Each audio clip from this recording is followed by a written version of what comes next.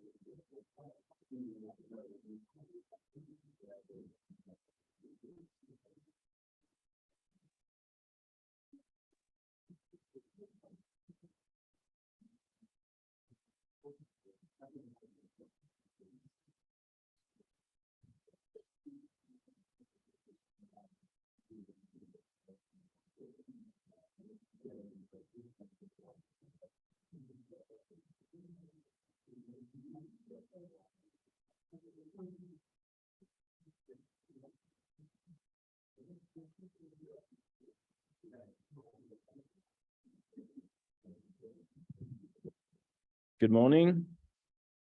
So it seems we had a good social yesterday evening. Some people stayed up a bit longer. Still asleep maybe. So I hope you will just join in the next few minutes. I've just one organizational announcement to make. So we have the Gathertown open for 2 weeks, so that you actually have the possibility to go there and see the posters and the poster pictures that you might have missed. Because during this busy conference, I think no one really had the time here in the on-site audience to go to Gathertown and ask questions at the remote posters, right? So we keep that open. We'll also have the recordings of the conference available for 2 weeks to follow the links you have been sent to watch them or download them. And that's that. So after we've heard so much about new technologies, about biomechanisms and scientific applications, it seems that the field is already ready to move forward and do clinical applications. And so it is my pleasure to announce our first invited speaker. Noah Philip, thanks for being here and telling us about your experience with using focused ultrasound for treating depression. All right, thank you, Tony. All right, so morning, folks. So right, my name's Noah Philip. I'm a professor of psychiatry at Brown over in the States. So I do a number of things over there. So I'm a psychiatrist. So I'm really going to be coming today really as an ambassador of mental health research as well. So my goal is to design, develop, and deploy new treatments for depression, for post-traumatic stress, for suicide reduction, and things along that line. And really everything that you're going to hear today is through that lens. Here are my disclosures. You can just about see it. So this is a picture of Providence. This is actually one of our festivals. We call it Waterfire. We light up the canals actually that run through our little city. And this one is a salute to military veterans. My hospital is a veterans hospital. And it gives me a nice opportunity to give you an outline of what we'll be talking about in the next 20 and some odd minutes. And so I want to really introduce you to depression and to elements about depression that I think are going to be helpful for ultrasound researchers to be thinking about as we start applying this technology into that space. I'm going to go into a lot in terms of our methods for our ongoing study, really unpack the decisions that I made in terms of designing the study. So that we all can share in that, think about that. You can ask me hard and difficult questions, but really give some careful thought about experimental design for novel technologies. And I do have some early observations that I do want to share in terms of important lessons learned.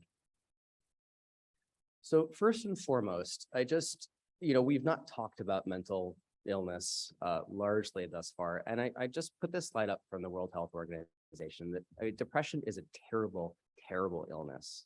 So it is the leading cause of disability in the world. Okay. So in the world, in terms of this impact. And so if depression was funded like cancer, this world would be a different place. And yet it's not. So there's just a tremendous need there's just a tremendous need.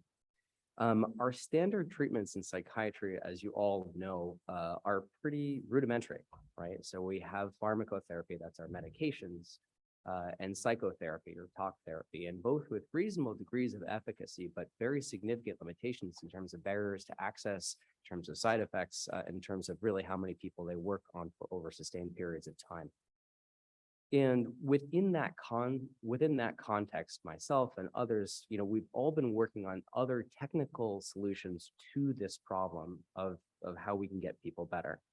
And the easiest other example we have is transcranial magnetic stimulation, which does not need a lot of introduction for most of this crowd. Here, we're using electromagnetic induction with Faraday's law, inducing electrical activity within a conductive media through a repetitive magnetic field in this case. And for this crew, the important thing here is that, so this is a technology that relies upon independent, polysynaptic downstream effects. So it's indirect, which is the important part to understand. And there's a tremendous barrier in terms of people have to come in for daily treatments over weeks. Maybe that'll go shorter, but it's a problem. We have electroconvulsive therapy. This is a picture not of me. This is our colleagues up in the north, up at McLean. Electric also very effective, but with significant side effects in terms of memory burden and also in terms of broad-based, non-specific effects. And we have other technologies, which I'm not going to talk too much about. So vagus nerve stimulation, deep brain stimulation, and both with significant degrees of promise over the years from a technical intervention perspective, but neither has been able to actually be deployed. Lots of great science, lots of great data, but they've not been able to be deployed because it has taken millions of dollars in innovation to treat very small numbers of patients. And I want you to keep that in mind as we go forward, and we're going to come back to this at the end. So if we're going to start thinking about depression and start thinking about bringing ultrasound into the depression space, how are we going to do this? And to do this, we need to start thinking about, well, what is depression from a biological perspective? And the very simple old PET scan that's in poor resolution answer is that, so there, I just want to say depression is a biological illness, and just start that at the get-go. This is an ancient PET scan. You don't have to be a radiologist to read that there's something different between the brain of a depressed person and the brain of a non-depressed person. Lots of caveats to this picture, which I won't go into. But bringing to the present day. So what we understand now is that depression is an illness of large-scale network dysfunction. Multiple different parts of the brain doing different subsystems, if you will, that have reorganized in a pathological pattern that then comes with a phenotype that people tell us about their feelings, about feeling depressed. But there's a very clear organization to this multi-network dysfunction. And this is both wonderful, but it also makes things far more complicated. So we're not just thinking about a spot, right? So people won't walk in and say, where's the depression lesion? And I don't have an answer to that. This is it's a functional illness in terms of multi-network dysfunction. Now, some new slides I wasn't going to put in, but this is related to Jean-François's talk at the very beginning of the conference. And so we need to be thinking about, how do we think about target engagement in transcranial magnetic stimulation research? And so I'm going to share a slide actually from a couple of years ago from one of my papers, because I think there are some really interesting lessons about target engagement in TMS that we can bring here, and some careful lessons learned. Okay. So these are going to be images. These are from this is a group of patients that received a course of transcranial magnetic stimulation. We imaged them before they got their stimulation. We imaged them after we got their stimulation, and we looked for a number of different things.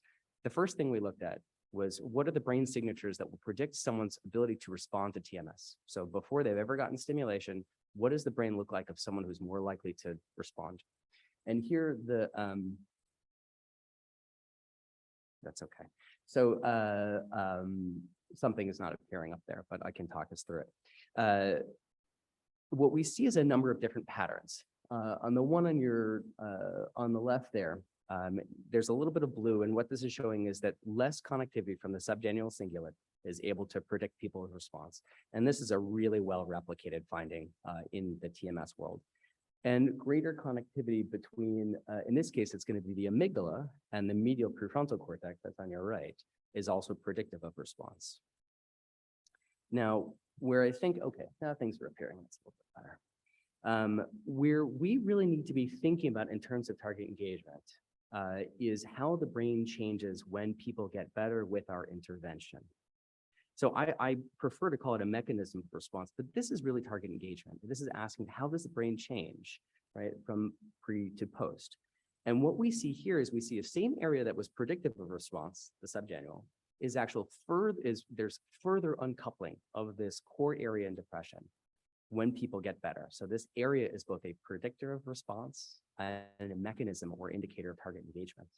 And we can conflate the two, and we really shouldn't. And we need to be really, really careful about understanding what might predict a brain to respond and how a brain responds. And they're not necessarily the same, but they might overlap. So a lesson learned for later.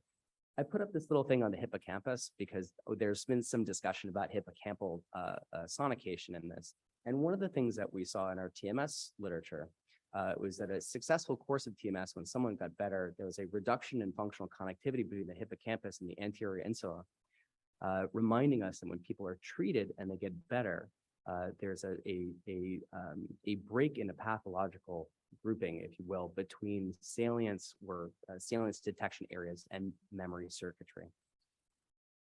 So things to think about in terms of target engagement. This also allows us, if we're thinking about ultrasound, it still allows us to think about certain hub areas that might be more likely to be good targets but gives us a network-based framework to answering the questions that we have. Okay, so that's enough about that in terms of the intro. So let's talk about, I'm going to call it LIFU, low intensity focused ultrasound. I think one of the things that it would be great to have is a common nomenclature about what to call this neuromodulatory intervention. I'm going to call it LIFU because I like to use that, as Fidel and I were talking about earlier, I like to call it low intensity focused ultrasound because my patients are hearing about high intensity focused ultrasound, which is ablative. And I need to, at the very beginning, when I'm talking about this research protocol that may hopefully someday be a treatment protocol, don't know, but I need to already tell my patients that what I am not doing is I'm not liquefying a part of their brain. Because if they come in thinking that that's going to happen, it's the same conversation I have. Everyone who comes in for TMS asks me, am I getting shock therapy?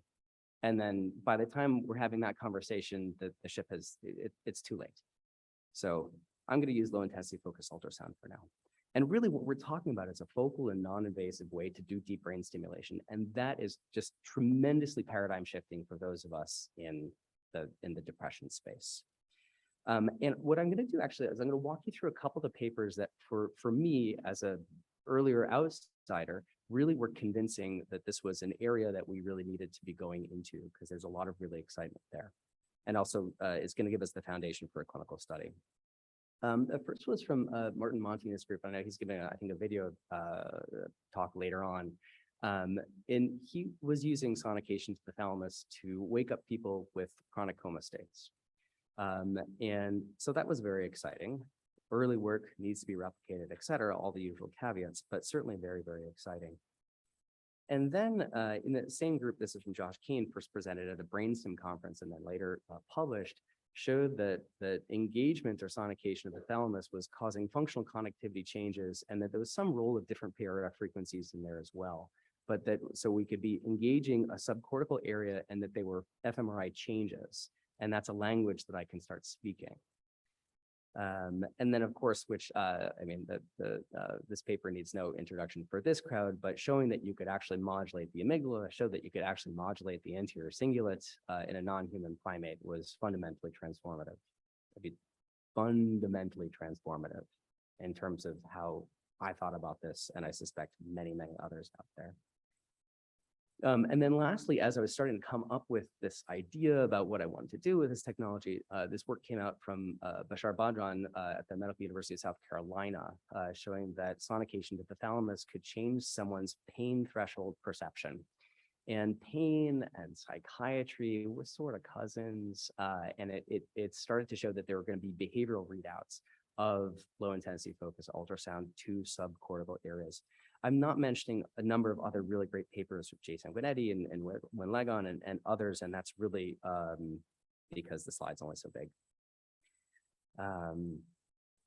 Okay.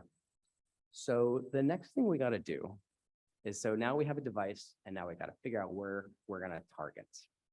And so finding a target in psychiatry, as you heard, right, this is an illness of multi-network dysfunction. So now I have to pick it's like picking your favorite child, right? I only get one spot. I can't have that. And so what I said to myself was, all right, so if we're going to pick one thing, let's do something that's not just going to be relevant for me, but let's do something that's going to be relevant for everybody. So I chose the amygdala. And the reason I chose it is that it's a core area in emotion processing, and it's highly relevant to depression, but it's highly relevant to anxiety. It's always involved in anxiety, in post-traumatic stress.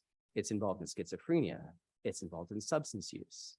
It's involved in everything, and lots of healthy functions as well, in terms of what we've seen even here at this conference. So here, if we can show that we can actually modulate this area, this is going to be useful information, not just for the work that we're doing, but hopefully really de-risk this and let other people go too.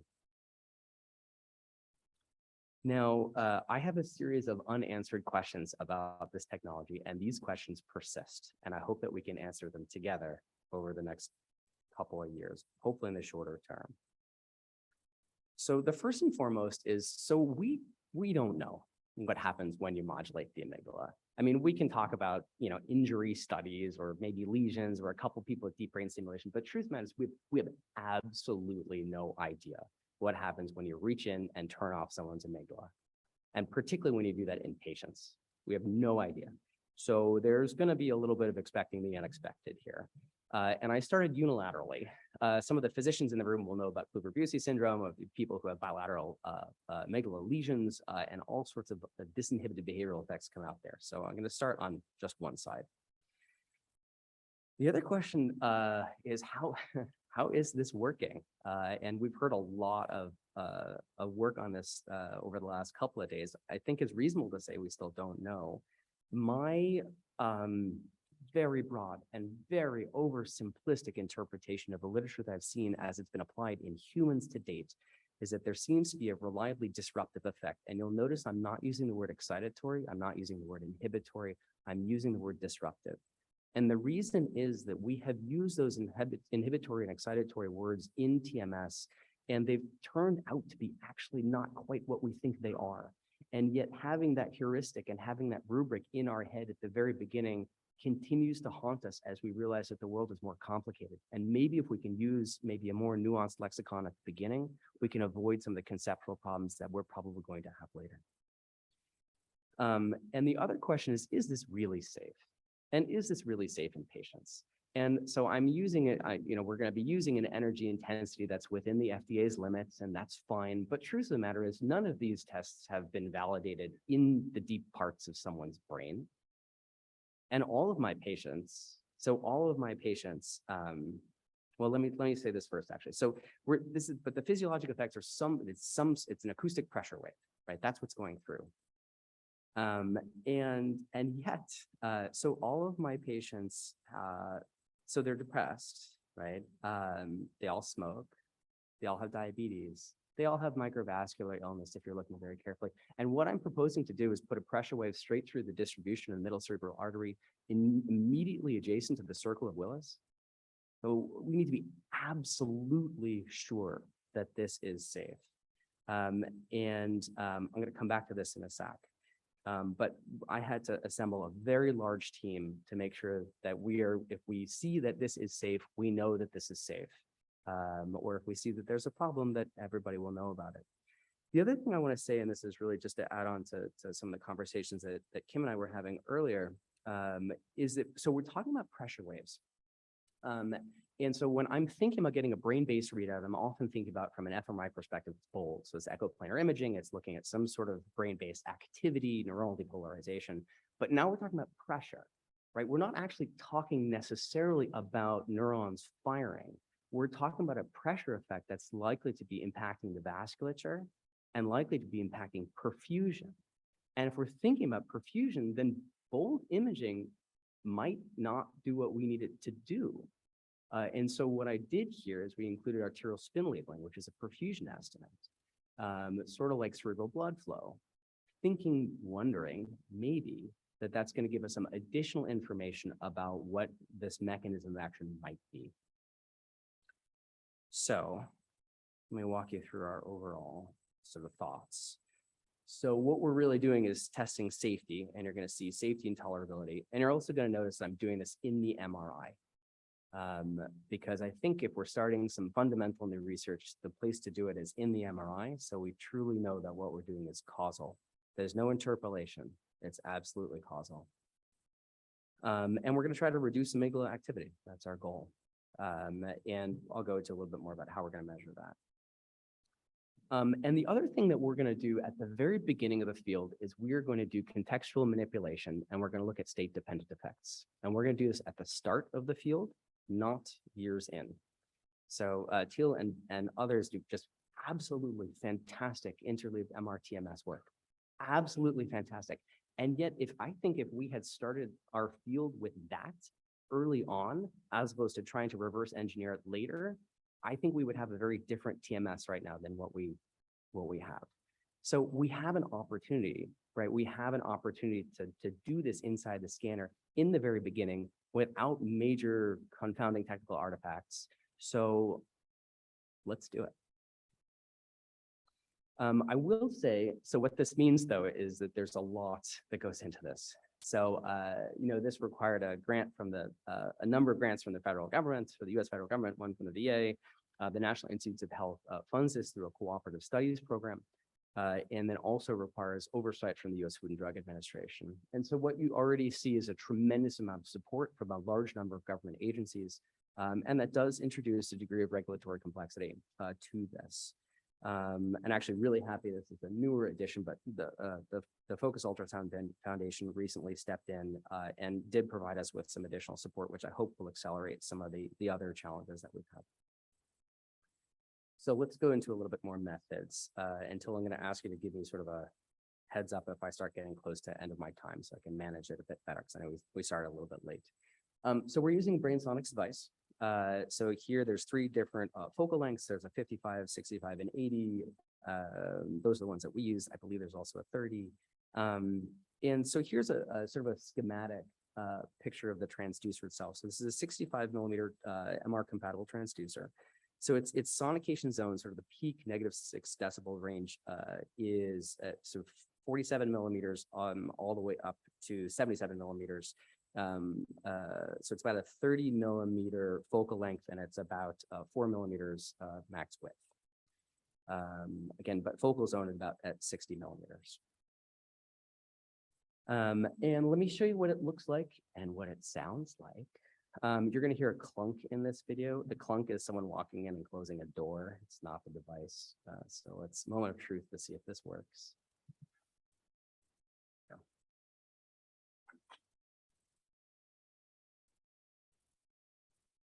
The device is on, and you can see the meniscus, little bit of the meniscus on the water there. But that's what it sounds like when the machine is on. And the beeping in the background is the device telling us, reminding us that it's on. So here are methods. This is going to be the simple version. And so folks will come in and they get an MRI scan and a series of sort of various baseline assessments, which you're going to go into. And they're randomized, to 2 sites for their sonication. So either they get a sonication to the amygdala, where we go through the temporal bone, and that's our active or our target site. And our control site question is, well, what are you going to do for control? Because we need to have a control. And so I chose the contralateral somatosensory cortex, and I chose that for a number of reasons. One of which is it's less involved in depression. Again, I have to worry about multi-network effects. The second is that if there are biological effects of somatosensory sonication, they'll give a physiological readout, important. And third of which was I was kind of hoping, and we'll see how this turns out, that we're actually going to be leveraging the different bone compositions going over the somatosensory cortex as opposed to the temporal bone. And so we are going to see some attenuation, scatter, or otherwise. So we'll really be able to get a legitimate active control and test these very specific hypotheses about localized effects. After folks get sonicated, they are assessed immediately. Yep, thanks. They're assessed immediately and then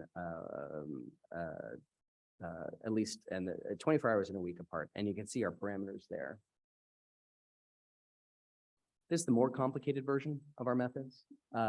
So there's a lot going on. I won't, in the interest of time, I'm the only thing I'm going to say about this is that everybody's getting a CT scan. And I think that's really important. I understand, and I understand all the discussion about not wanting to expose people to ionizing radiation, but here we're taking a leap into patients and we're going to do this in people. And there's no way around doing a CT scan. I hope I don't have to in the future. And I look forward to working with people in this audience with our data, with CT, with non-CT, and otherwise. But I think for this, there's no way around it.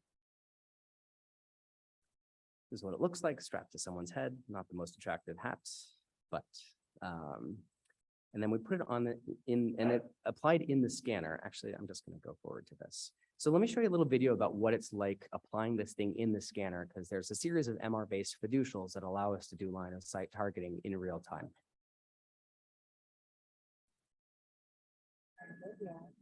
And we'll zoom in here a little bit. There's a series of rings, and this is using the Siemens interface. And what you can sort of see is that what we do is we set up a series of perpendicular lines to provide us line of sight targeting towards the areas of interest. And what it does is eventually looks like something like this. And the other thing I want to highlight about this image is you can see the MR fiducials, and we capture them in a T1, which means we know exactly where this transducer is. There's no neuronavigation. I shouldn't say neuronavigation. There's no interpolation. There's a ground truth of where the transducer is when it's sonicating. And I think that's also really, really important when we're thinking about patient applications. More later on the line of sight targeting, or we can talk about this in the discussion. So some lessons learned. So the first thing, so it's ongoing. So for those of you who are expecting major outcomes, stay tuned, but it's an ongoing study. We have not seen any serious adverse events from a safety perspective, which I can share with you. I put the ... because I hope not. We are monitoring for some side effects. We have seen some movement around some of our neuropsychological measures. Nothing that has made us overly concerned, but it is something that we are monitoring.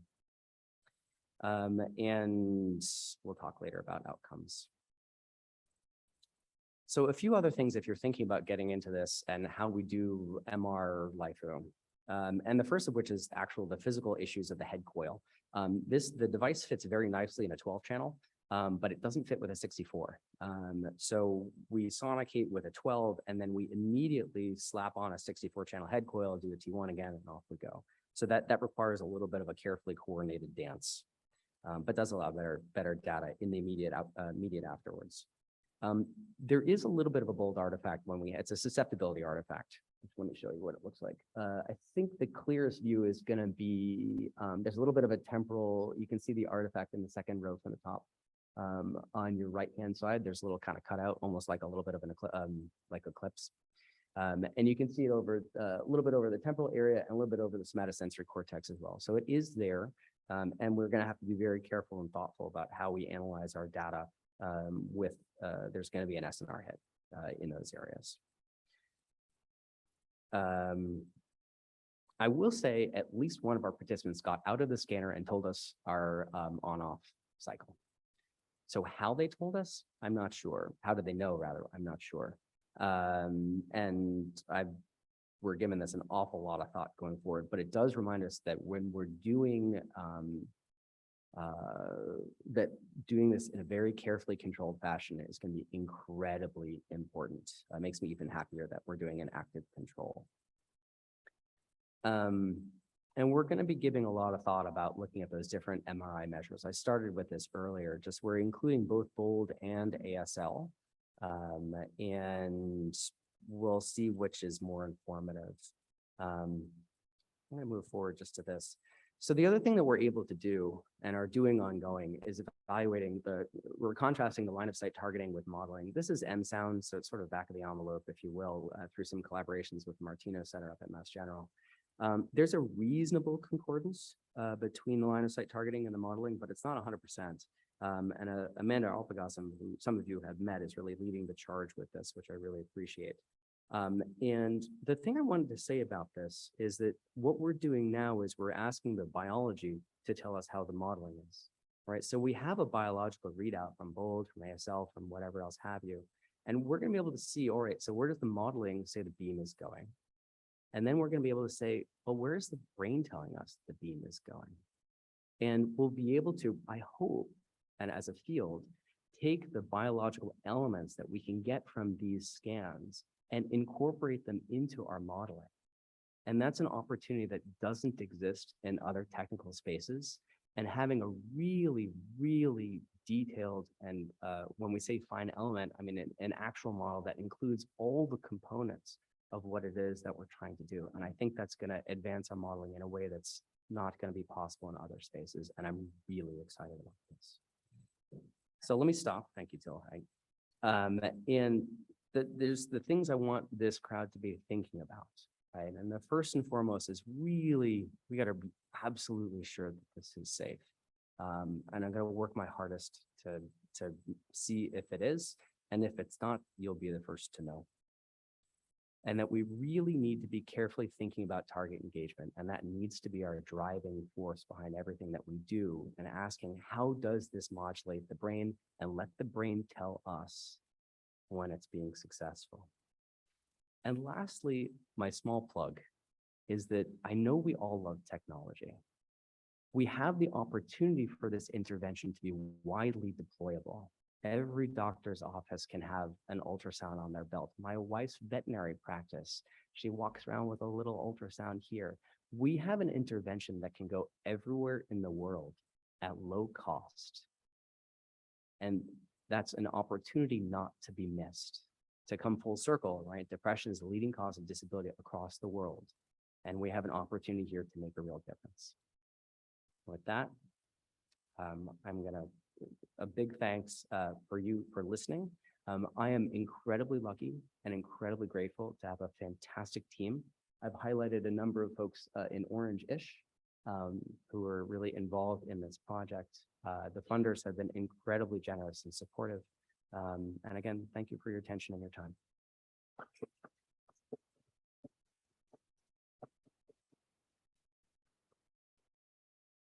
Thank you very much, Noah. Questions?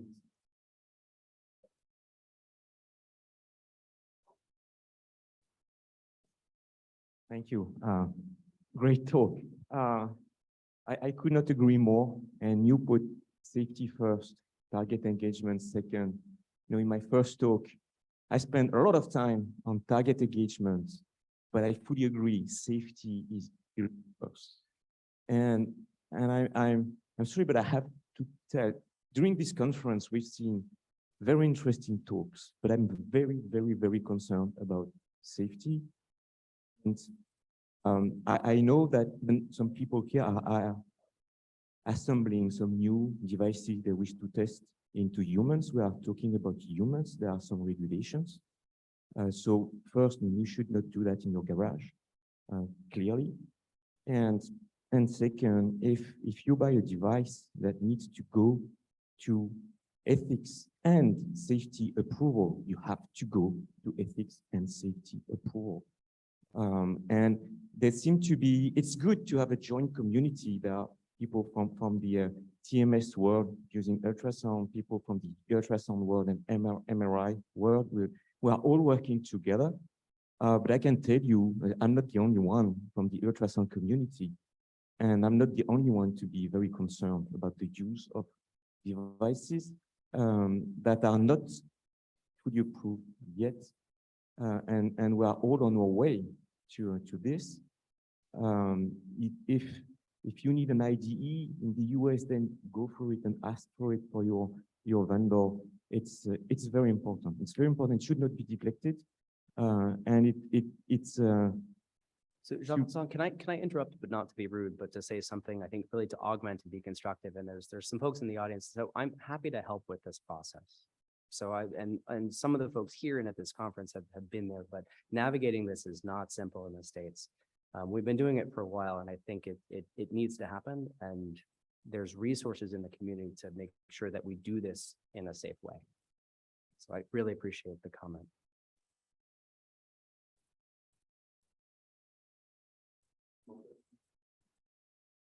Thank you for this inspiring talk. We already discussed this a little bit about the readout. If you go to the amygdala, you have the big arteries close by. Also when we go for orbitofrontal cortex, there's the, there are the big arteries and veins.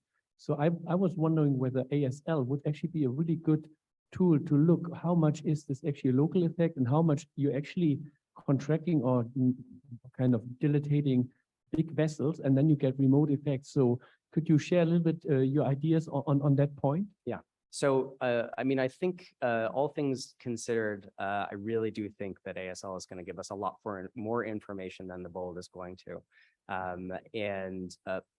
For many of the reasons that you articulated, it's not something that's generally thought about as much in the neuroimaging community, but this may be an opportunity for this to really shine and give us some insights that aren't possible. So if you can incorporate that into your research in ultrasound, I really would encourage it. Yeah. Thanks so much for an amazing talk, Noah, and for sharing very early kind of experience, which is tremendously helpful when considering clinical applications and venturing into this. And just to emphasize the safety aspect, and also to put a plug to the iTrust community. Myself, I've just been attending the meetings and learning a lot from everyone for a year and a half before kind of considering and embarking into this. And I think that aspect is fundamental, and it helps a lot. And I'm hoping that yourself and others that we are studying human studies, we can reciprocate and bring back to the community to make this, like you're saying, has tremendous opportunity. The question is about patient's perspective. It's only 4 people right now, but now you have really a golden experience from what are patients telling you at the consent process?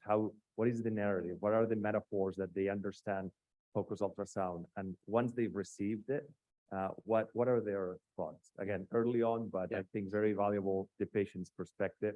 Yeah, so the lovely thing is that folks actually know about ultrasound from a diagnostic perspective. And so putting things in that context and actually using, I think it's Elsa's video but so talking about using sort of ultrasound, not just for diagnosis, but sort of, if you would, concentrating the energy.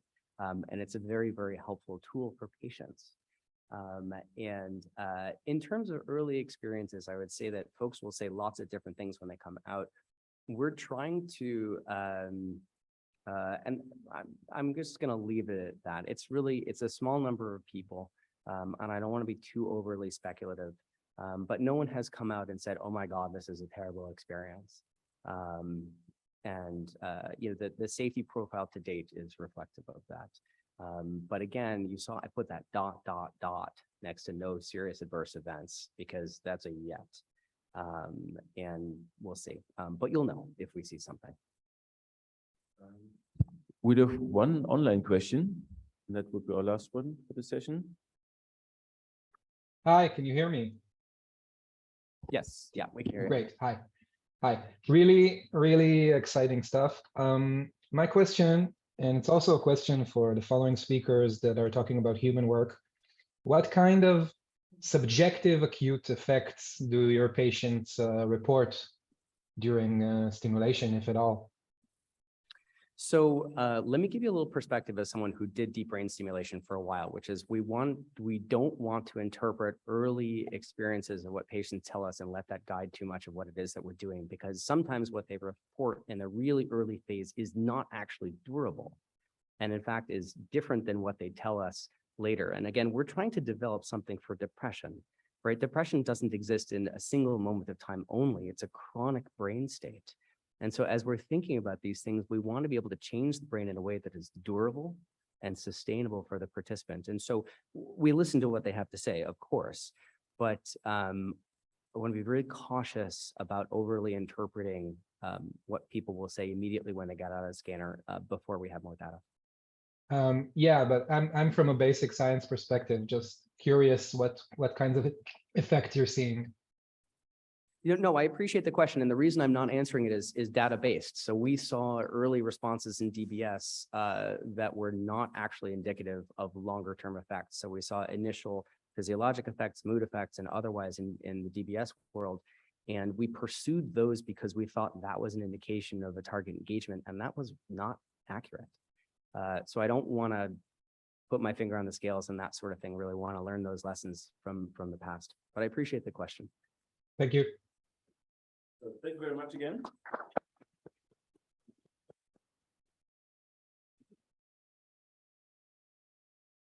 Our next speaker remotely with a pre-recorded talk is Trilita Cortes-Grippe in Toronto, talking about the new physiological and clinical effects of low-intensity transcranial ultrasound of the motor cortex in Parkinson's disease.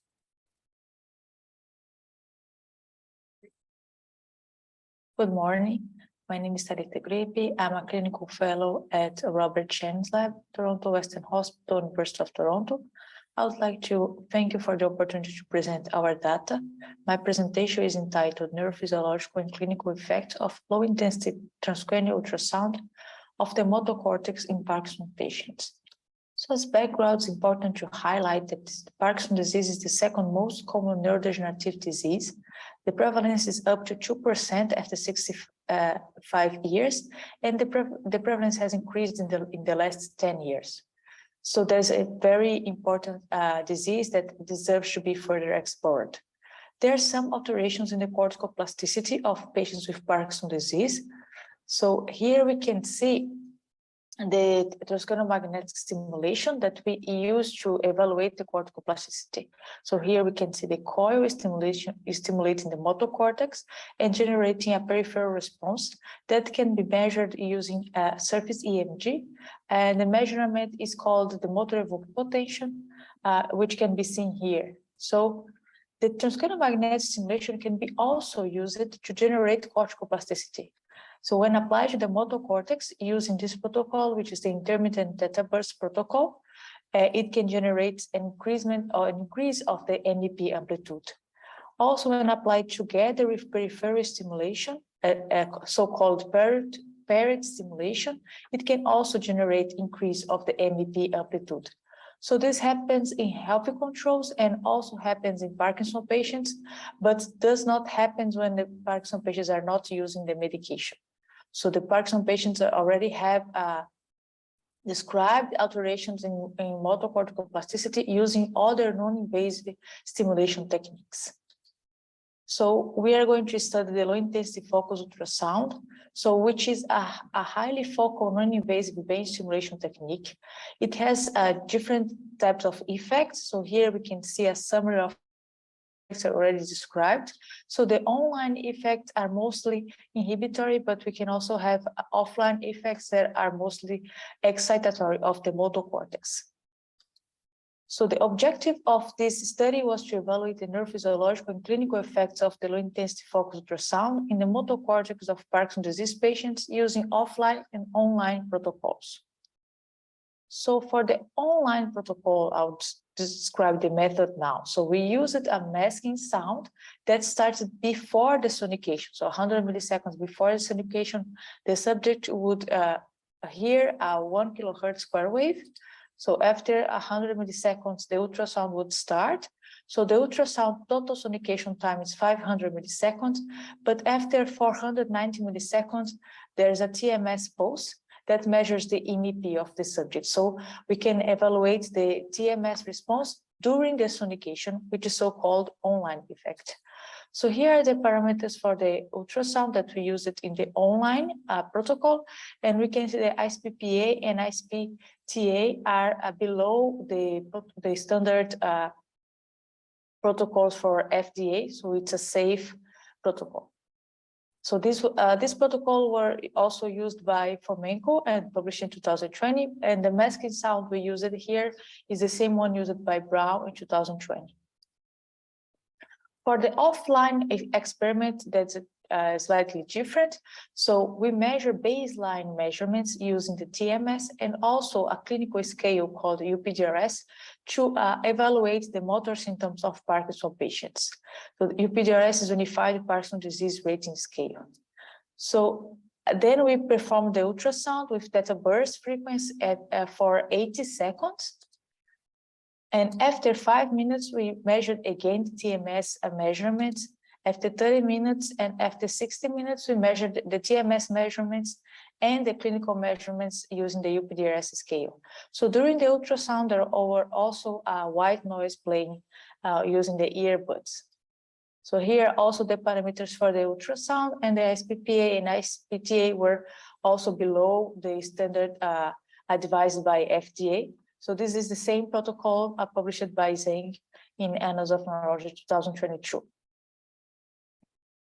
So we recruited 16 subjects, healthy controls, 6 females, 10 males with 65.6 mean age, 10 standard years of standard deviation.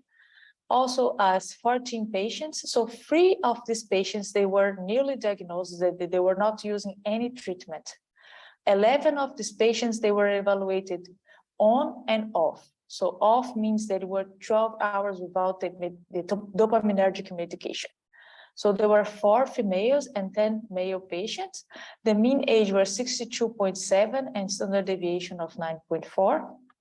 7.5 disease duration, mean disease duration, years of disease duration, and the mean Hoehn-Yahr scale, which is a scale that can measure the severity of disease of our population, was 1.5, varying from 1 until 3. So results of the online effects. So the first results show here the inhibition of the MEP. So we can see that the MEP is decreased more than 15% when using the online protocol, but we can see that this response is not true for all the subjects. So the mean was there was a reduction, but not for all the subjects, and this was not significant. So the same was true for PD off and for PD on. We can see that a tendency to decrease the MEP in both groups, but they were not significantly different and not also significantly different from the controls. So here we evaluate 14 patients and here 11 patients. So here I just bring some preliminary results that can help to explain why we didn't find the same effects that was previously reported in healthy controls. So one other thing that's important to highlight is that our controls are older, so this can also might play a role in the not finding the same results. But the sound mask is also an important factor to take into consideration. So here is just some preliminary results that we performed in our lab. So 10 subjects, 21 to 42 years old. So this is also in a poster in this Congress.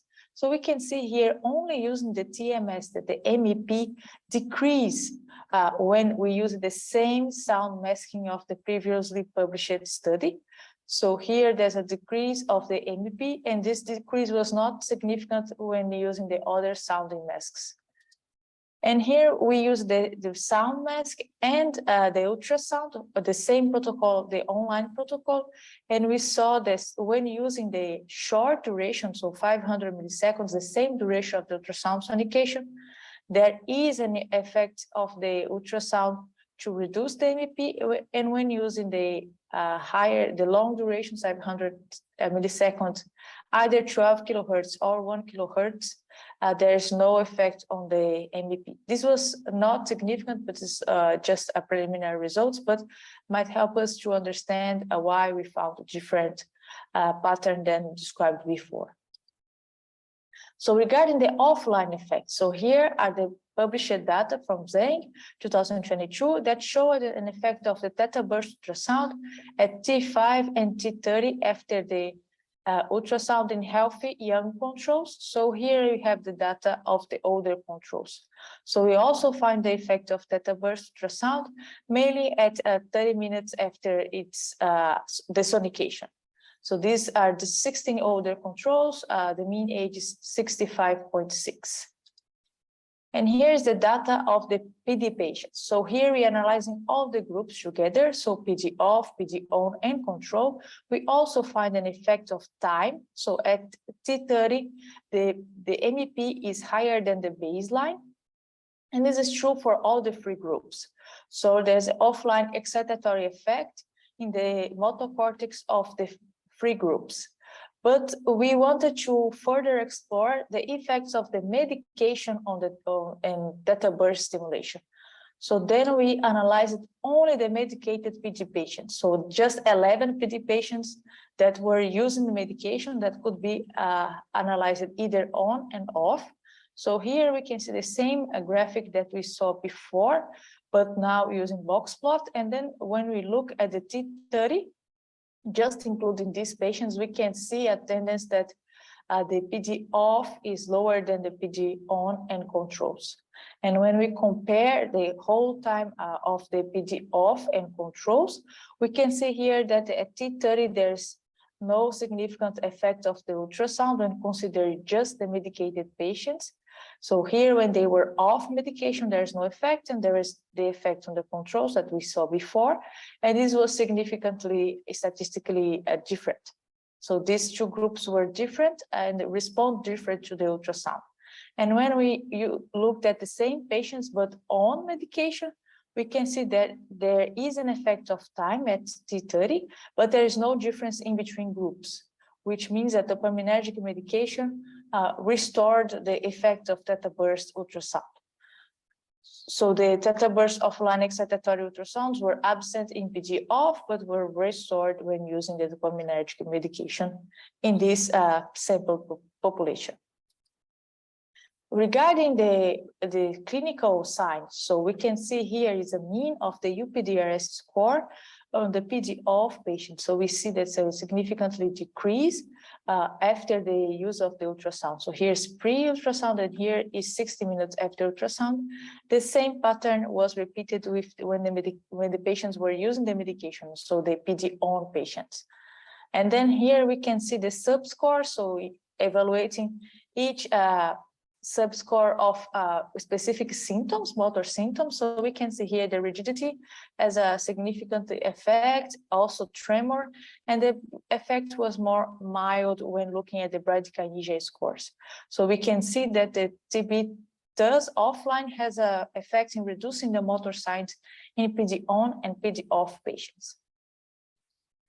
So as take-home message, I would like to highlight that the online TUS effects on motor cortex excitability may be affected by the sound mask. Offline theta burst TUS generates plasticity with increase in the motor cortex excitability in all the controls and PD patients for up to 30 minutes.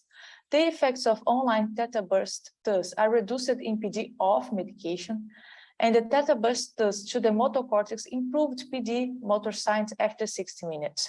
So theta burst TUS can be further investigated as a novel non-invasive treatment for PD. So thank you very much for your attention. I would like to thank you all my team members, especially my supervisor, Dr. Chen, for all their help in collecting this data and to present these results for you. Thank you very much.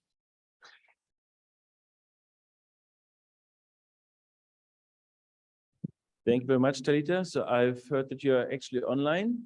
Excellent. Thanks for being with us. It should be in the middle of the night for you, I assume. So are there any questions? There's one. Thank you very much for this really nice study. I'm excited because I'm interested in Parkinson's disease, so that's really great. Did you see specific effects on tremor, or maybe patients that didn't have tremor? It would be interesting because that could be an online effect you could easily also test. So do you look at tremor dominant patients, and could you comment on that? Okay, yeah, thank you for your question. Unfortunately, we cannot study patients with much tremor because they would not have a good response to see the MEP with the TMS.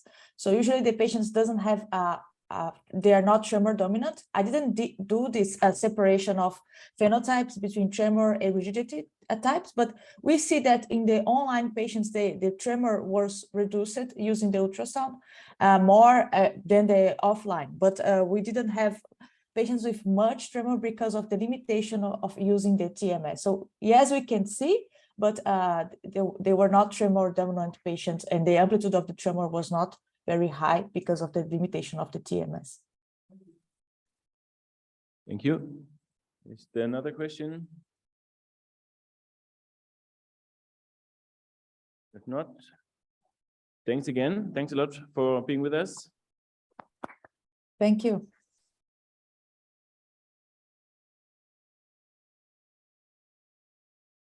So our next talk is also remote recording at Martin Monti, talking about biomarkers of thalamic transcranial focused ultrasound and chronic disorders of consciousness.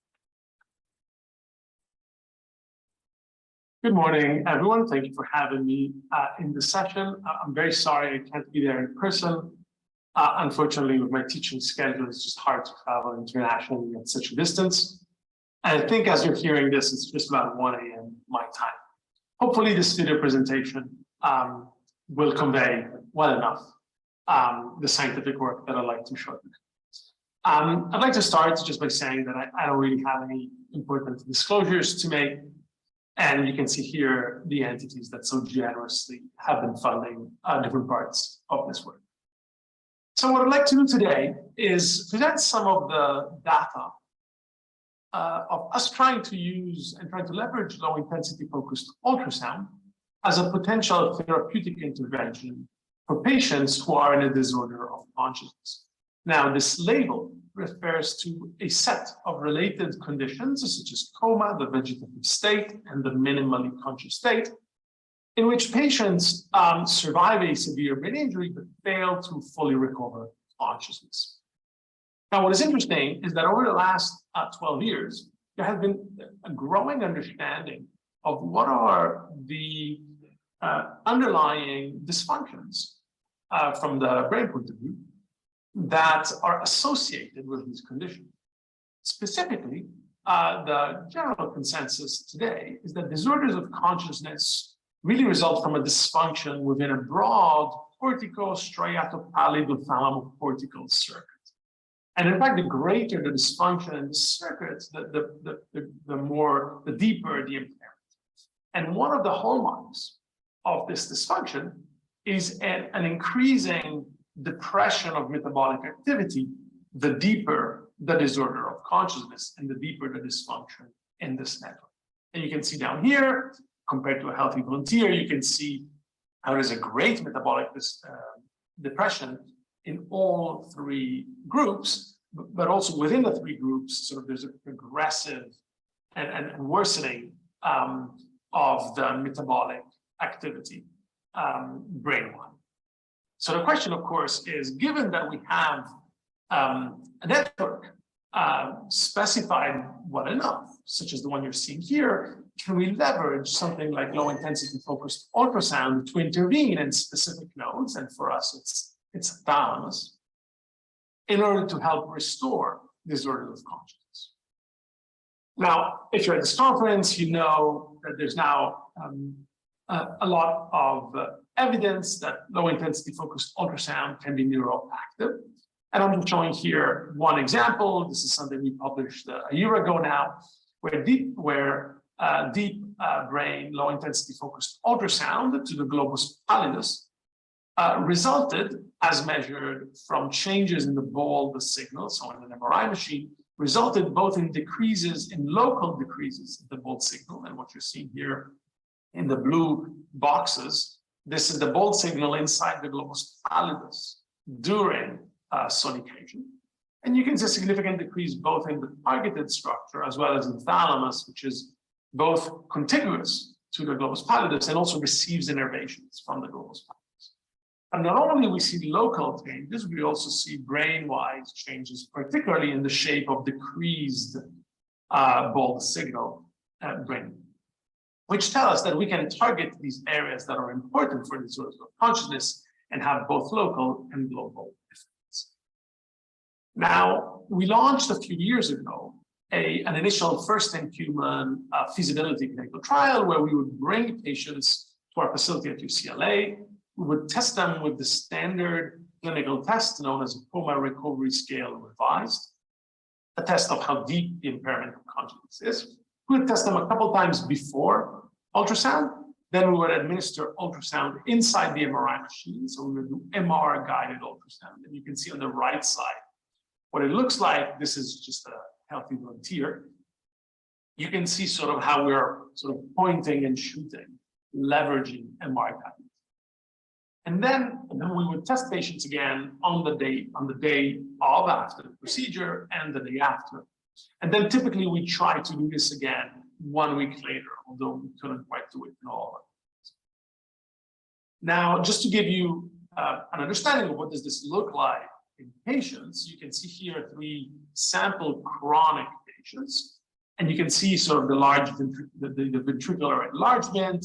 We highlight in yellow the thalamus, and you can see just how difficult it is to even find where thalamus actually is in these patients due to enlargement of ventricle and compression of structure. So we accept that there's quite some noise due to this in what we're doing.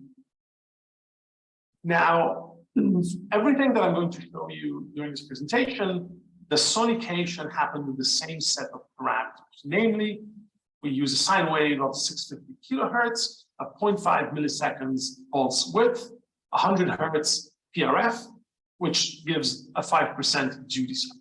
And we administer an ultrasound in little blocks of 30 seconds. So we do 30 seconds of continuous ultrasound, 30 seconds of break, rest, 30 seconds of ultrasound, 30 seconds of rest, and so on. So this results in 5 minutes of ultrasound of sonication administered over 10 minutes. Now, if we start from the clinical scores, what I'm showing here is the best clinical score that patients achieve before undergoing ultrasound. And this is for our acute cohort, the 11 patients within a month from their brain injury. These are the 11 patients we could acquire before COVID shut us down. And what you're seeing here is the best score they achieved before ultrasound. And then when we tested them again, typically the day after, but more often 1 week after, we see a good increase in the coma recovery scale. So we see an increase in the clinical measures. What is interesting is that if you look at the ultrasound during sonication, first we see, just as we saw for healthy volunteers, a brain-wide decrease in the Bolt signal. But if you specifically look at the thalamus, and in particular the thalamus that we targeted, you can see that the act of sonicating the thalamus changes its connectivity to the regions that you see highlighted here in the bottom left. So the regions that you see. So the sonication itself is changing thalamic connectivity compared to the connectivity we see when we're not sonicking. On top of that, there's actually a correlation between the connectivity of thalamus and the regions that you see here. So what we see, the change in thalamic connectivity in the regions that you see here correlates, it's significantly correlated to the increase in clinical score that we're going to see over the next week. So this kind of links the sonication and things that are happening during the sonication to what we then see in the clinical scores. Focusing only on the chronic patients, and here we could acquire 10 before we were stopped by COVID. Same thing, you're seeing on the left their best clinical score before the ultrasound. And then you're seeing on the right in orange the best clinical score after the ultrasound. Again, a statistically significant increase in their clinical score, which you might expect for acute patients, not quite for chronic patients. These patients are stable. They have been in a disorder of consciousness for 1, 2, 3, 4, 5 years. So you don't expect them to get better just over the span of a week, just by chance. Again, if you look at the thalamic connectivity for these patients after the ultrasound compared to before the ultrasound, what you see is a general decrease in thalamic connectivity, which matches what we saw before. where deep brain ultrasound seems, at least at the parameter we're using, seems to be depressing overall the bold signal globally. Now, given these results, we just wanted to take a step further and characterize a little more in detail the biomarkers associated with undergoing ultrasound in these patients. And so we just started, we started about a year ago, a new clinical trial. And this is done in collaboration with Dr. Caroline Schnackers, who is the co-PI this, and we're using Casa Colina, where Dr. Schnackers is the assistant director, as the clinical implementation site. Now, here what we do is we bring patients to us for a 10-day protocol. Over the first 4 days, we acquire a systematic baseline. So we acquire many coma recovery scales, which means we repeat many times the clinical assessment so that we're sure that we're getting a fair picture of what the patient is and isn't able to do, so the depth of the impairment. Then we acquired electroencephalography, positive emission tomography using 18 FDG PET, and then an MRI for the image. And then we administer ultrasound, which is exactly the same type of ultrasound we administered in the previous trial, except instead of administering 5 minutes of it over 10 minutes, we administered 10 minutes of sonication over 20 minutes. So we doubled the dose with respect to time. And then after the ultrasound, we acquire again a number of follow-up data points on each of these measures. So for today, just because of time, I want to focus on the clinical markers and the positron emission tomography biomarkers, just because of the importance of this particular biomarkers in this patient cohort, as I said at the beginning. What you're seeing here is the second difference with our previous trial. Instead of doing the MRI guidance inside of the MRI machine, we collect an MRI before the ultrasound, and then we use frameless stereotactic aiming to, again, aim towards the patient's thalamus. And you're seeing here sort of an example of our study. Now, if we start again from the clinical data, and I'm portraying again on the right side that we have exactly the same way as I've portrayed it before. For these, I think 11 patients, I should say we hope to get to 25 patients. It's an excruciatingly slow pace. We can only acquire just about a patient a month with this protocol. You're seeing on the left their best performance before in the baseline, the ultrasound, and you're seeing on the right side, again in orange, their best score after the ultrasound. And again, we see a very clear, significant effect on clinical markers. Now, because we follow them over time, we can actually plot their performance on the coma recovery scale over each day. And in fact, in the morning and in the afternoon. And this is exactly what you're seeing on the left. Now, on the left, you're seeing the average CRSR score for each patient normalized to their first day. So you're seeing changes from day one. And you're seeing in black the average, in the dashed line, the median across patients, and the standard errors on the sides. And so you're seeing here sort of that there is some variability over the first few days before ultrasound. Then we administer the ultrasound, shown by the vertical line. And then we see two things. The first is that we almost always see patients be less responsive the day after, and sometimes a day and a half. In fact, some patients, we can't even test them because they're just too sleepy and they won't wake up. And then over the next 48 hours, we typically see patients start to exhibit more signs of responsiveness in this test than we had seen before. And you're seeing this big deflection up here. And then on average, these gains in the clinical tests appear to be maintained up to day 9 on average. We're trying to follow them up at 6 months and 12 months to see if anything is maintained over a longer period of time. Although, of course, we don't expect much given one single sonication. However, this is showing sort of a timeline of how patients react from a clinical point of view to the ultrasound.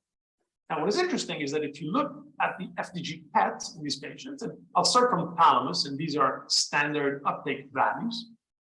what you see is that right after the ultrasound, the day after the ultrasound, we see a decrease, a slight decrease in their standard uptake values inside thalamus, both the left and the right. And then after that, which is a few days later, which is exactly when patients then start doing better, we see an increase in the thalamic metabolism. So in a sense, thalamus, the metabolism in thalamus keeps pace with what we see in the clinical test. It first gets worse and then gets better compared to baseline. If you look at the metabolism across the whole brain, we see a similar picture. Although really what is pronounced is that after the ultrasound, not on the first day, not the first 48 hours, the next 48 hours, then we see the patient, we see the global metabolism recover, which is, as I was saying earlier, it's very important because this is one of the hallmark features of these patients, the depression in metabolism. So what this is saying is that ultrasound, this type of sonication, seems to be able to modulate the global metabolism in these patients, which, as I said, is hallmark of these conditions. So just to bring all this together, overall, I would definitely say that focused ultrasound appears like a very promising technique, both for brain mapping and, in our case, for clinical interventions. It's a bit of the best of both worlds. We can directly target deep structures, but non-invasively. Now, with respect to safety, we've never seen any changes in vital parameters during sonications. We've had no SAEs. We have had some AEs, but they're typically related to the protocol and not to the LIPAP itself. To give you an example, the most frequent one we're seeing now is UTIs, which are fairly typical of following PET. In terms of the preliminary data, they're very interesting, probably synergistic effects in acute patients and preliminary therapeutic effects in chronic patients. We're starting to see the link between sonication, both with bold MRI and with PET, and the effect that we see in the clinical scores, the amelioration that we see in the clinical score. But of course, the most important caveat, this is all done open label, and we're really pushing to try to get funding because I think this needs and is screaming for a randomized and sham controlled clinical trial so that we can understand the actual effect size. Thank you very much for your attention.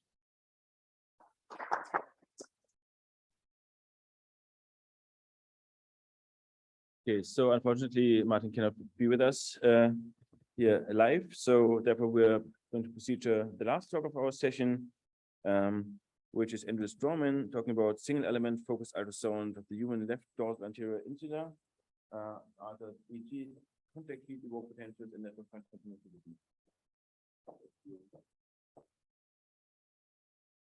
Hello, everybody. As you said, my name is Andrew Stroman. I'm an MD PhD student in Win Lagon's lab. And today we're going to be going over some preliminary analysis of two ongoing studies, looking at the effect of single element focused ultrasound to the left dorsal anterior insula on contact heat evoke potentials and network connectivity. So here's a quick outline. We'll go over the insula and pain, as well as its protocols and parameters, go deep into both methods for the studies, and then go over to the results, and then finally some conclusions. So the insula, which is located deep to the lateral or sylvian fissure and covered by the fronto-opercula, can be generally subdivided into an anterior and a posterior section, each of which has its own several gyri that constitute it. It receives the majority of disynaptic spinothalamic projections posteriorly, and then integrates these bottom-up nociceptive signals with top-down cognitive and emotional pain signals, in part due to communication with the amygdala and the hypothalamus. This is a model of a figure-8 TMS coil attempting to target the insula. You'll notice that it lacks both the depth penetration and the spatial selectivity to be able to target the insula. However, as you can see here with free water tank data scaled and placed on a structural MRI, we have single gyri resolution with focused ultrasound. There are a number of ways of interrogating the effects of ultrasound on pain in the insula. On the left, you can see the contact heat evoke potential with concurrent EEG and fMRI has been sourced to the insula, and you can see that each gyri has a measured effect. Another way of interrogating it is with the functional network connectivity of the insula The insula is a core node in the salience network, particularly the dorsal anterior insula, the other main node being the dorsal anterior cingulate, responsible for dynamic switching between these other brain networks and is shown to respond dynamically to pain. So, can LIFU to the insula modulate these neural pain signals and reduce subjective pain perception? For our first hypothesis, can LIFU be targeted to the left dorsal anterior insula? Next, LIFU to the dorsal anterior insula attenuates the N1P1 peak-to-peak amplitude of the contact heat evoked potential. LIFU to the dorsal anterior insula also alters salience network functional connectivity. And for a final hypothesis, LIFU to the left dorsal anterior insula reduces subjective pain perception. So how do we test this? For both experiments, we used a single element focused transducer that was stereotaxically targeted to the left dorsal anterior insula using the BrainSight neuronavigation system. We have co-registered MRI and CTs for each of our healthy participants that was used for the purposes of K-wave modeling. And finally, we used white noise played through headphones to account for auditory confounds, and all participants were queried afterwards to see if they could hear the effects of LIFU. Here are our basic parameters used for both studies. We had a fundamental frequency of the transducer of 500 kilohertz, deduce cycle of 36%, and then a pulse repetition frequency of 1 kilohertz and a burst duration of 1 second. For experiment 1, we have an N of 10 using electroencephalography. So we have counterbalanced inactive sham and Virum LIFU to the left dorsal anterior insula concurrently with EEG, where we utilized contact heat evoked potentials as our outcome measure, and then perceived pain ratings on a scale of 0 to 9. In our second study of fMRI, we have used a pre-post design currently with an N of 8, using counterbalanced resting state fMRI and event-related pain protocols, again, having participants rate perceived pain rating on a scale of 0 to 9. So how did the EEG experiment work? First, we individually thresholded all participants to a 6 out of 9 pain, followed by stereotaxically targeting the left dorsal anterior insula. We then supplied either an inactive sham or Virum LIFU to the insula, using a total of 40 stims with an ISI randomly between 10 and 20 seconds, and then had them rate their perceived pain on a numerical keypad on a scale of 0 to 9. So you can see here, this is how it works. So we have our continuous EEG going at all times. The CHEP stimulus is delivered at time 0, with time-locked LIFU stimulation beginning 200 milliseconds before the onset of the CHEP stimulus to 800 milliseconds afterwards, with an outside the skull intensity of 3.5 watts per centimeter squared ISPPA. This was chosen because the contact heat evoked potential usually occurs about 400 to 500 milliseconds following the onset of the stimulus, and so we're confident that we're capturing the event-related potential. This is the view of our experimental setup. On the left, you can see the stereotaxic navigation, followed by the using of a heat probe on the right to apply transient heat pain to the dorsum of the right hand. Our outcome measures, primary measures, were peak-to-peak amplitude of the contact heat evoked potential, with secondary measures being perceived pain rating. For our resting state fMRI experiments, we again individually thresholded to a 6 out of 9 pain and stereotaxically navigated. This was then followed up by a counterbalanced 5-minute resting state fMRI, as well as an identical QST protocol. That's the device that's used to deliver the transient heat pain, as in our EEG. We then delivered 100 stimulations with a fixed ISI of 5 seconds, again using a 1-second burst duration, followed by a second counterbalanced resting state and QST protocol. This is an image of our MR-compatible probe, as well as the sliding pain scale that we projected onto the screen, and participants used a 4-button box in order to rate their pain. So we had some issues masking the auditory effects, so we decided to switch to an active sham to the Vertex. And we also have 2 different intensities that we randomly assorted them to. One at the same EEG intensity of 3.5 watts per centimeter squared, and the next one at 19.8 watts per centimeter squared ISPPA. Our outcome measures, primary outcome measures, was functional connectivity to the left dorsal anterior insula with the right anterior insula, the dorsal anterior cingulate, hypothalamus, and the bilateral amygdala. Secondary outcomes, again, being perceived pain rating. So what are our results?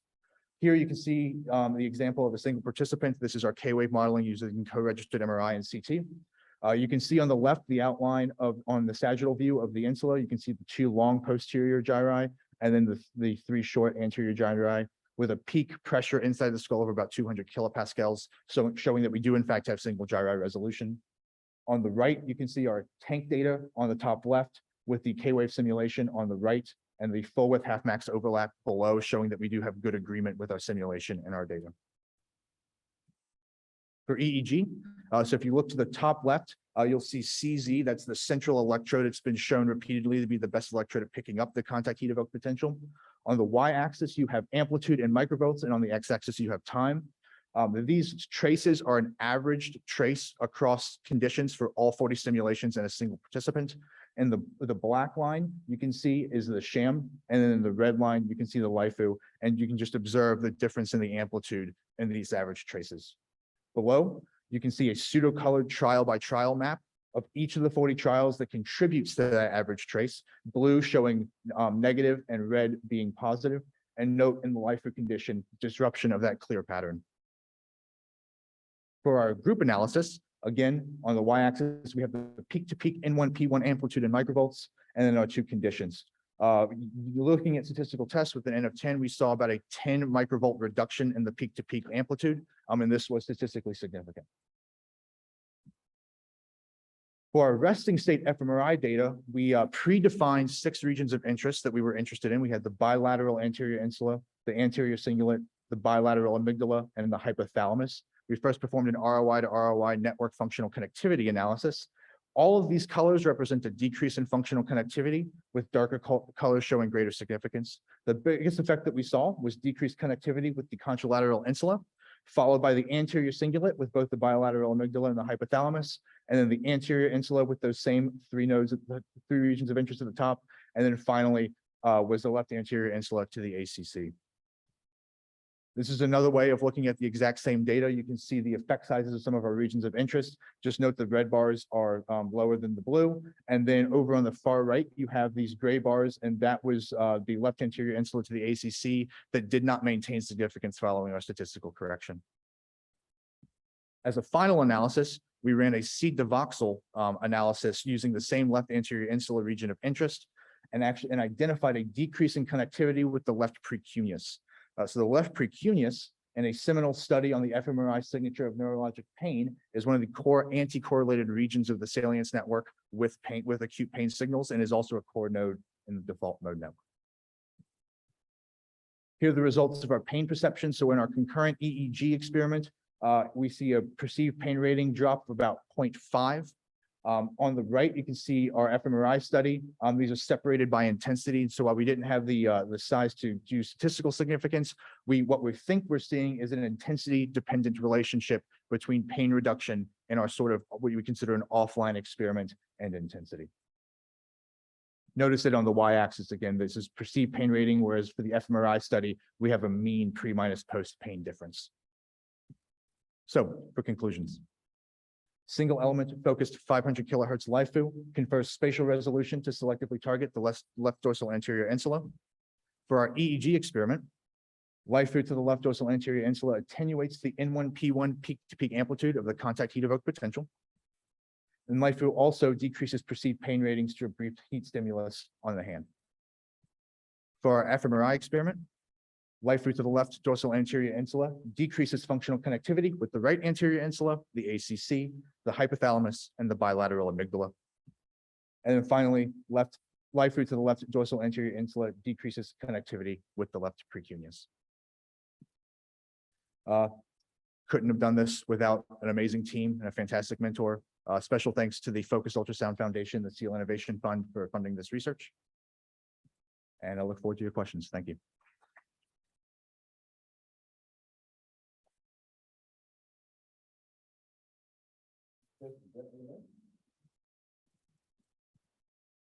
Thank you. That was really interesting.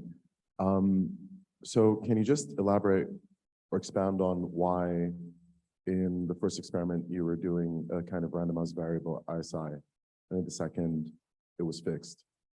Yes. And also, second question, what kind of safety measures did you take in doing this experiment? Yeah. That's it.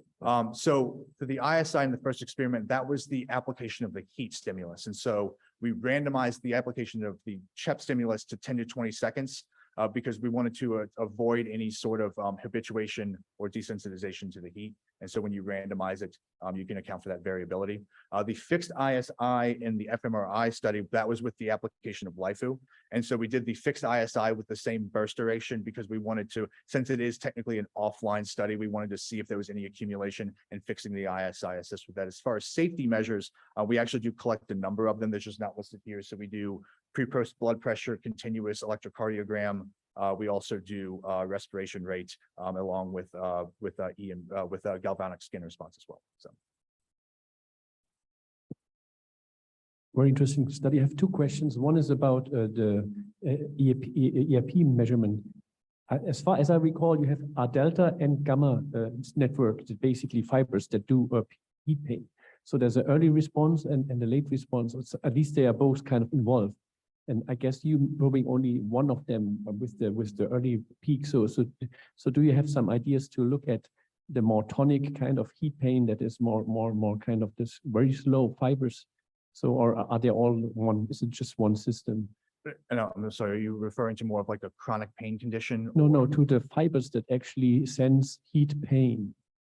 Do you have a very, I think you have a short, more sharp kind of, but I'm not an expert. I have done this research 14 years ago, but people were pointing out that there were two systems, and it would be nice to look at both systems because they have actually different cortical networks and subcortical networks. So yeah, that's a very great point. I didn't think to actually look at that right now, but that's something that we can look at in the future. Thank you. And the second thing is the claustrum is very close to the anterior insula. And since this is a longitudinal beam, I think you have a very effective claustrum stimulation. And the claustrum is basically connected to the whole brain, especially to the posterior cingulate cortex. So I was just wondering whether you have actually a bilocal stimulation of the anterior cingulate, of the anterior insula, and actually the anterior claustrum. So you might consider that in your interpretation. Thank you.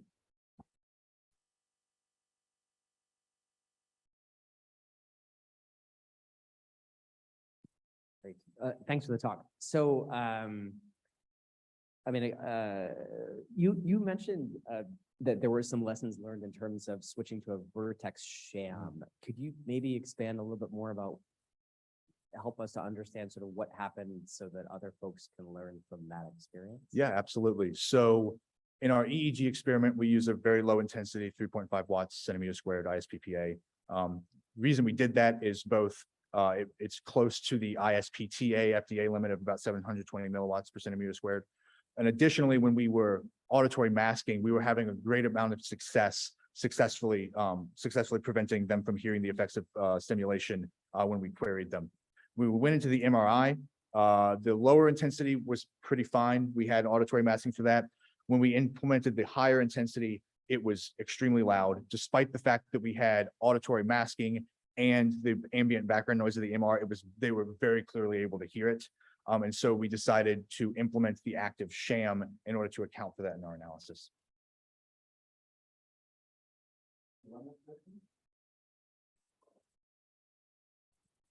Thank you, Andrew. Super interesting. I was curious about the decreased connectivity changes that you reported, because I noticed that there were some decreases between, I think, the ACC and the hypothalamus, or ACC and amygdala, which were neither of the regions you actually stimulated. Do you have any thoughts on that?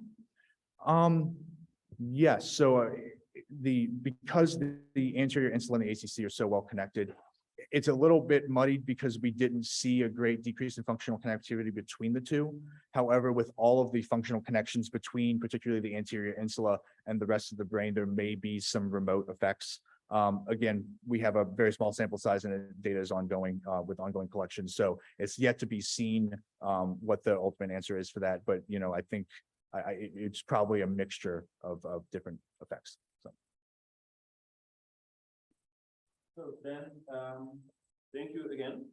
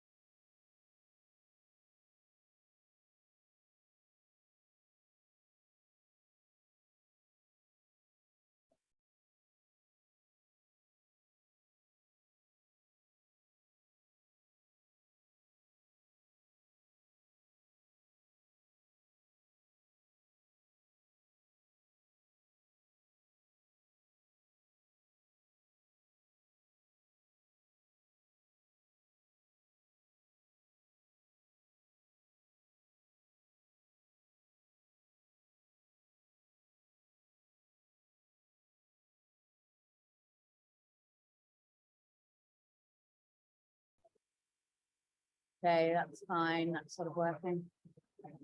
Yeah. Fine. Thank you. Oh, thank you very much. Thank you.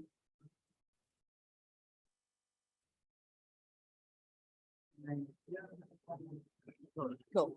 Perfect. Thank you.